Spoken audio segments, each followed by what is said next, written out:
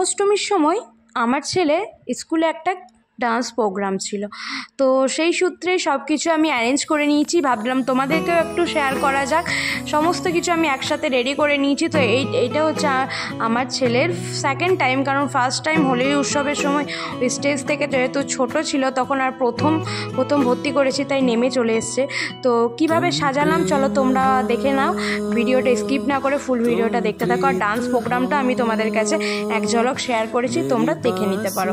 তো সমস্ত কিছু আমি অ্যারেঞ্জ করে নিয়েছি। এখানে ওড়নাটা কেনা, পুঁথির মালা যেহেতু আমি পরতে প্রেফার করি না তাই আমি পরিনি, এইগুলো কিন্তু কেনা। তো কোমরবন্ধনীটা আমার ছিল, ফেব্রিক কলকা করার জন্য ফেব্রিকটা আমার কাছে ছিল, এগুলো অ্যাভেলেবেল ছিল, মুকুটগুলোও ছিল, পালকটাও আমার বাড়িতেই ছিল।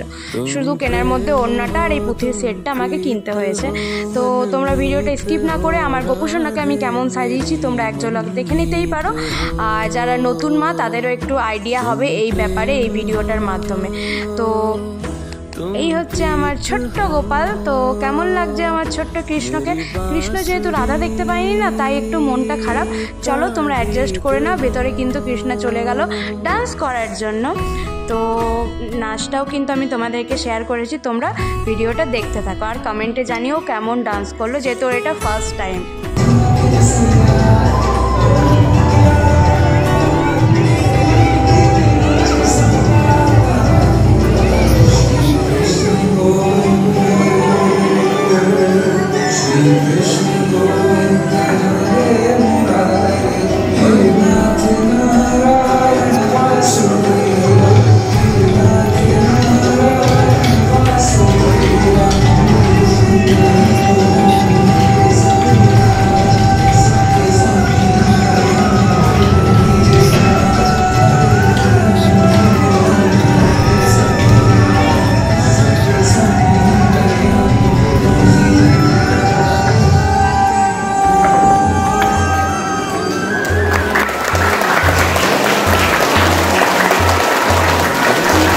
ডান্সটা কেমন হয়েছে কমেন্ট করে অবশ্যই কেউ জানাতে ভুলো না কিন্তু।